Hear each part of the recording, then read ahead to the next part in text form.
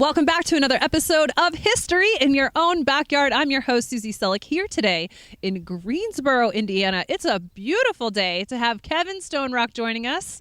Hi, Susie. How are you? Thanks for having me today. It's my pleasure to be with you. Well, I can't wait to get into Greensboro, and so why don't we just get into it? All right. So the early beginnings of Greensboro, the people that settled here, where they came from. Let's start there. A fellow by the name of Jehu Wickersham was one of the first settlers here, and he actually platted the town in 1830. There were a couple of cabins here when he came. Most of the people that came early on to Greensboro were Quakers. They had left Guilford County, North Carolina. Greensboro is the county seat of Guilford County, which is why the town is named Greensboro. And many of them, if not most of them, left North Carolina because of their opposition to slavery.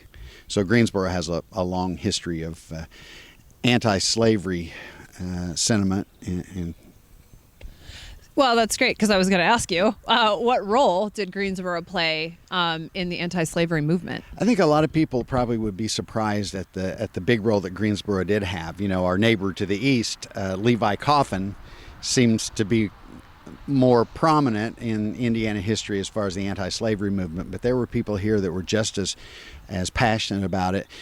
In fact, in 1843, a well-known anti-slavery, an abolitionist named Arnold Buffum from Philadelphia, I believe, or Connecticut. I can't really remember for sure where he was from, but he came here and established the Free Soil of Liberty Party, which the first convention was held in Greensboro, and they had tried the Republican Party, and they weren't ardently against slavery enough to continue with the Republicans, and so they formed their own political party. And it wasn't just here in Greensboro; it actually was a national party, and they built a place for abolitionist speakers to come called Liberty Hall, which is on Mill Street here. It's no longer there. It lasted about 40 years and was torn down in the 1880s, long after slavery had been abolished.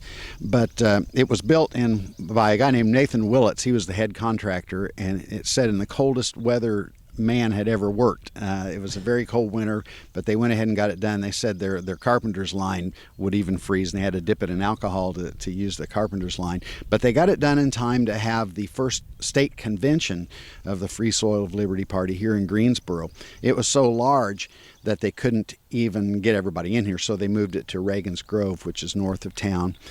Several famous and well-known, at least, at the time, speakers spoke here. George W. Julian, Buffum himself spoke here. And the most noteworthy of all was Frederick Douglass. Mm-hmm. When he was a young man, he was about 25 years old. He wasn't well known at the time. He had just, the day before, or a couple of days before perhaps, had spoken in Pendleton with some other abolitionist speakers. And they were attacked and mobbed, and Douglas's arm was injured. So he was brought to Greensboro. He spent the night with Seth Henshaw, who was the ringleader of the abolitionist movement. That's the marker Yes. that I saw up right around the corner. Yes, yeah? there's a state historical marker there. Seth lived there. That's not. A lot of people think that's where Liberty Hall was, but it's not. But Seth Henshaw ran a store where he would sell nothing sold by slave labor. Yes, yeah. And so he took Douglass into his home, and he spent the night at Seth Henshaw's house, which scandalized some people in the other communities, because a black man spending a night in a white man's house. But Douglass spoke at Liberty Hall.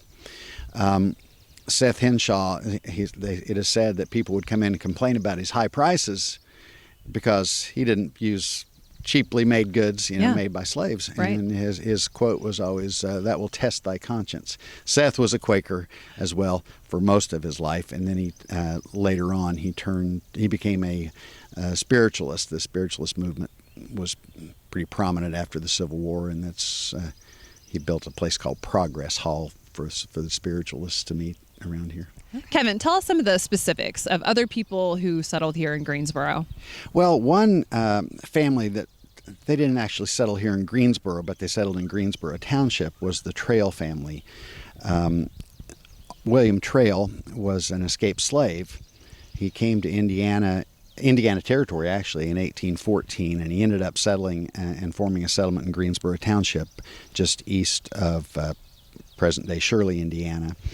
It was quite a well-known African-American community. One of his sons, he had 4 sons who served in the 28th United States Colored Troops, which one of them, Benjamin, was a school teacher in the community, and he was killed at the Battle of the Crater. He was actually a sergeant major, he was the highest ranking member of the African-American member of the regiment. He had another son named James who died in Corpus Christi, Texas, while in the service.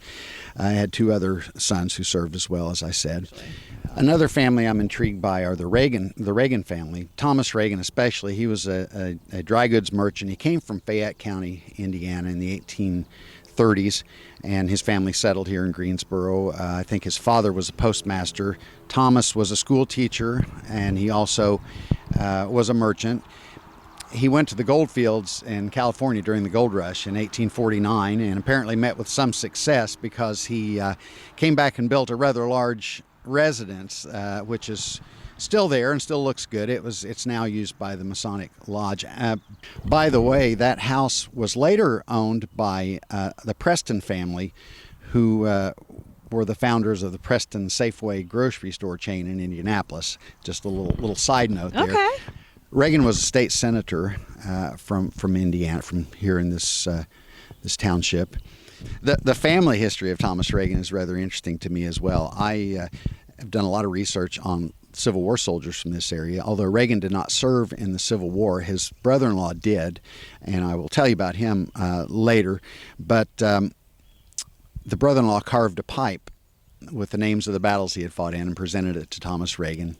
And I think I saw one of those pictures. Yeah, I'll show you a picture of that.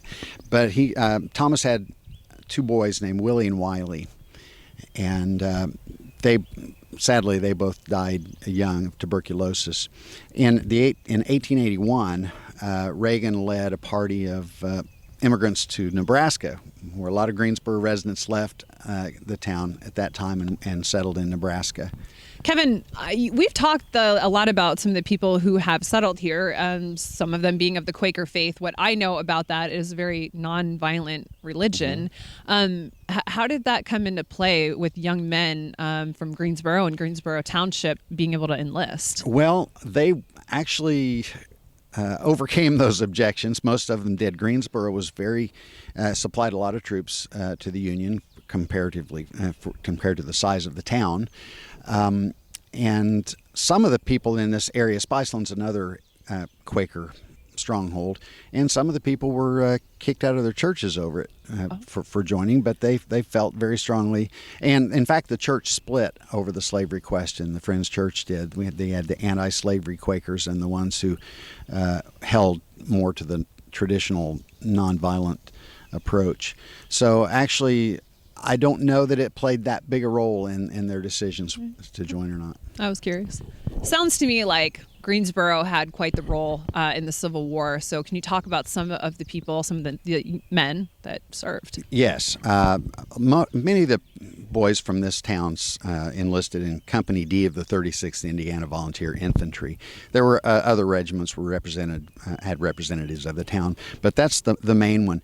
And one of the characters that I know quite a bit about was a man named William Fentress. William actually helped form Company D. He and his little son Frank would march with the troops playing the drums here in the streets of Greensboro as they were preparing for the war. You know, the war fever had struck and everybody was very excited about going, and oftentimes their biggest fear was that the war would be over before they got a chance to see a battle. But William, he enlisted in Company D as a sergeant. He was later promoted to second lieutenant and finally to first lieutenant. He was a favorite among the regiment. One day his father, who was Josiah Fentress, was a Quaker man, and he got up from a nap and he told his wife, he said, "I've seen blood in a dream," said, "Will's been killed." And just a day or two later they got word that he had in fact been killed by a Confederate sharpshooter near Dallas, Georgia. Fentress had left three children. He was the brother-in-law of Thomas Reagan, the one who carved the pipe for him.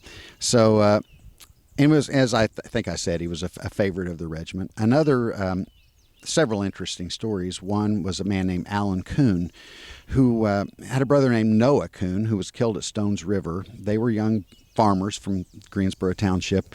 And Alan's story, at the Battle of Chickamauga, Alan was retreating with the regiment across Kelly Field at that battle. They were caught in a crossfire.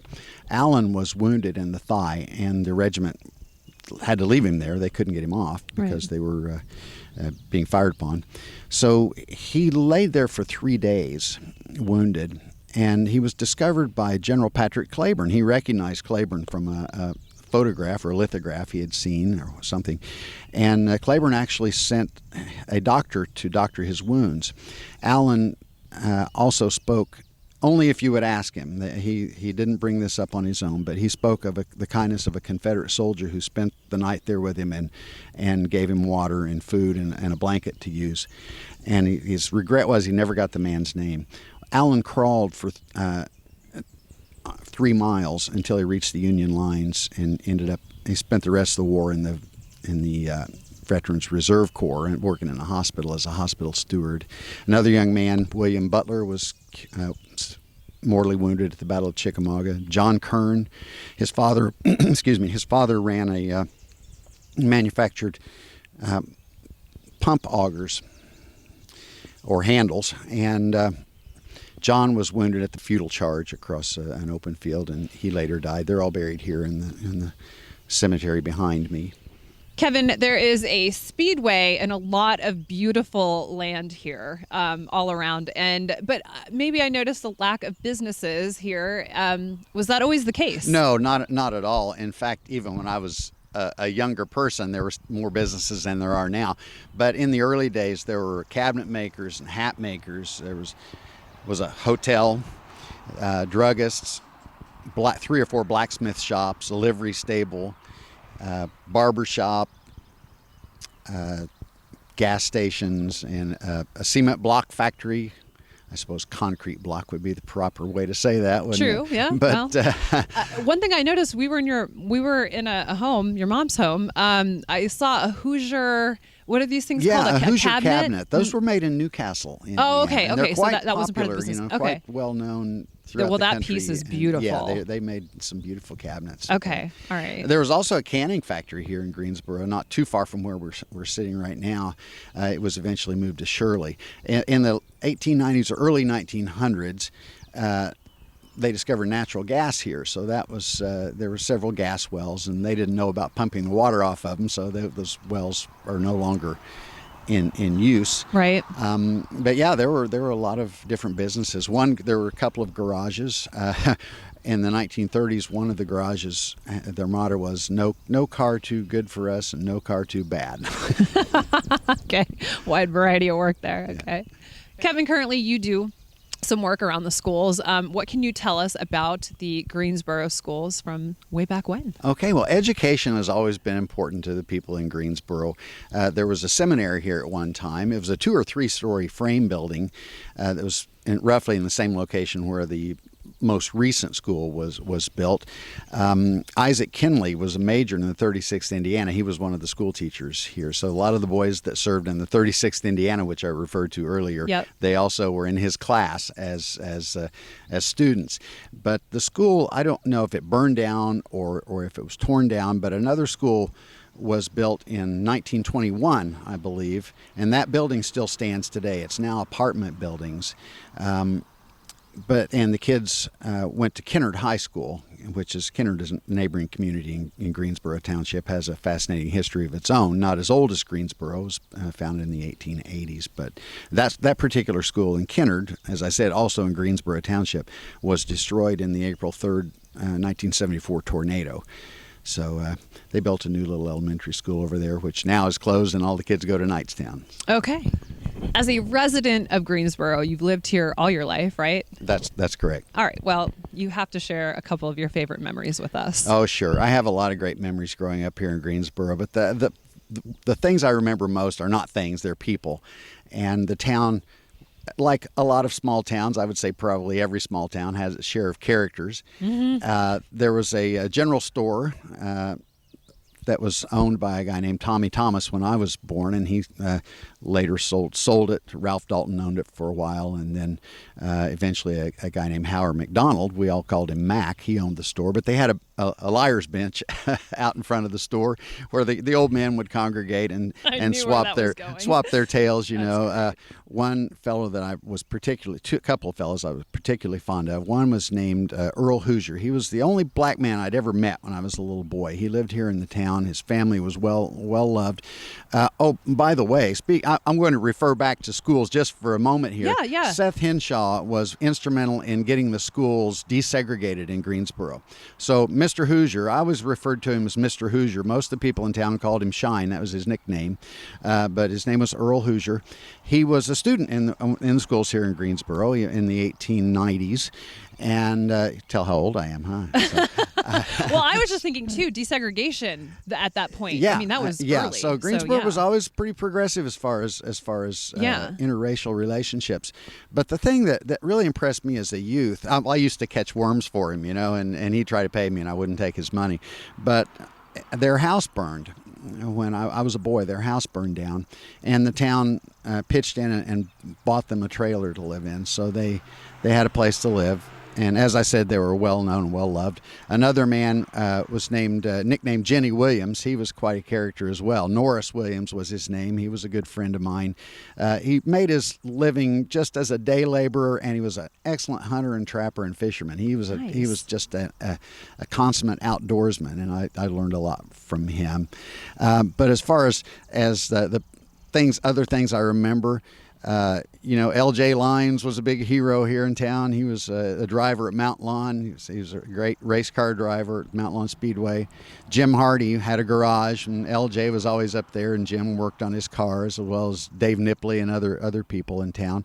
The restaurant, I lived right next door to the restaurant, so I got free ice cream from time to time. It was called Vesta's Dairy Bar. Vesta Hoppy owned it, and there was a man there named Buttonwood. We have all these character names here in town, Really, they are. And so that was a teen hangout. They had a jukebox and a lot of nice little lunch counter and place to hang out. My mother was the postmaster, so I knew everybody in town. I feel like I should be getting a government pension since I grew up in the post office, little fourth-class office at the time. Another great thing, I don't remember this, but one thing I failed to mention were the mills here in Greensboro. Oh, yeah. And Mose Hodson was the miller, and he was a poet here in Greensboro and well-loved. And the building is still there, and just below the mill, I do remember this, there was an artesian well, the sweetest water that you'd ever had, a pipe coming out of the ground, and just great water, and got to drink there many times. I learned to swim in Duck Creek, which borders the town here. Mm-hmm. So it was a great place to grow up. It seems like it was a great place to grow up. I'm always very fortunate when we go to different places to get to tread in the town a little bit before we shoot, and that kind of thing. And this place has kind of grabbed my heart in that kind of way. Just I think it was Gene who earlier said in another interview that you have to have that kind of a country mindset, and that I have. And so there is something about this place that just I can imagine growing up here. You guys tell your stories, and I think even our viewers very much identify with these stories. And they're very similar. I'm hoping some of the newer residents will see this and take some pride in the. Not that they don't take pride in the town now, but in the past history of the town. Yeah, absolutely. Well, Kevin, great interview today. Thank you.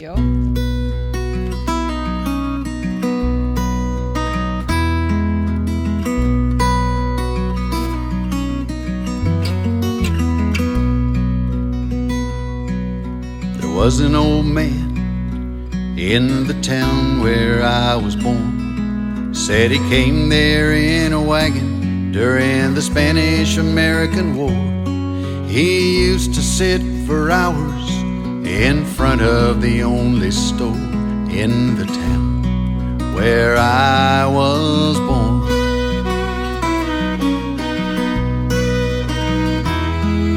His best friend was a black man who everyone called Shine. He tried to give me a silver dollar for catching fish and worms one time, but I was proud to do it, 'cause that's what friends were for in the town where I was born. Just a sleepy little village on the wrong side of the tracks. We lost our school in '64 and we never got it back. But the lessons that I learned there went beyond the schoolhouse door in the town where I was born.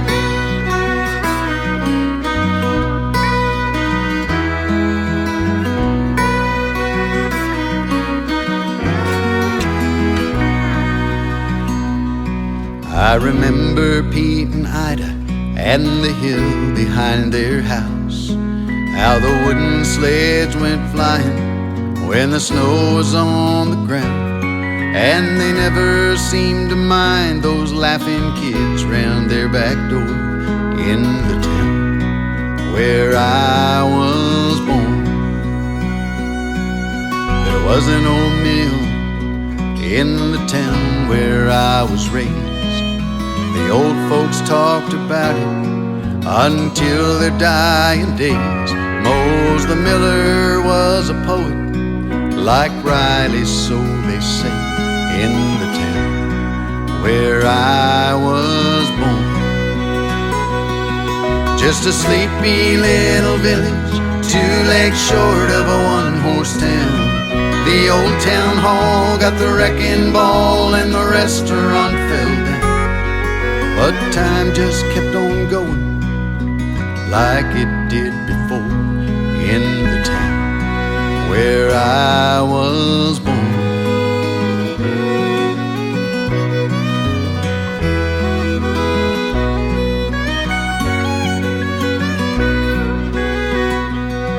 There's an old graveyard in the town where I was born. The tombstones are forsaken, no more to be adorned, and the saddest ones of all are for the boys who went to war from the town where I was born.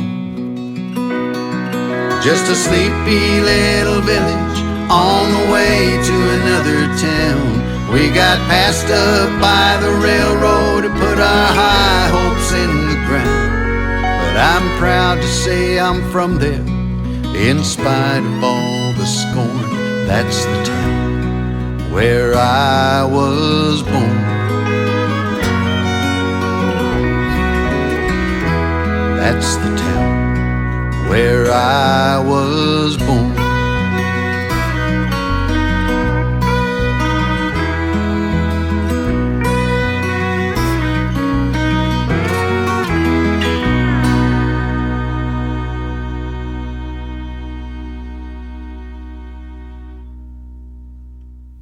Thank you for watching another episode of History in Your Own Backyard. I'm your host, Susie Selleck, here today in Greensboro, Indiana, joined by Kevin Stonerock. Kevin, great interview today. Thank you. Oh, thank you, Susie. My pleasure. And remember, travel slowly and stop often.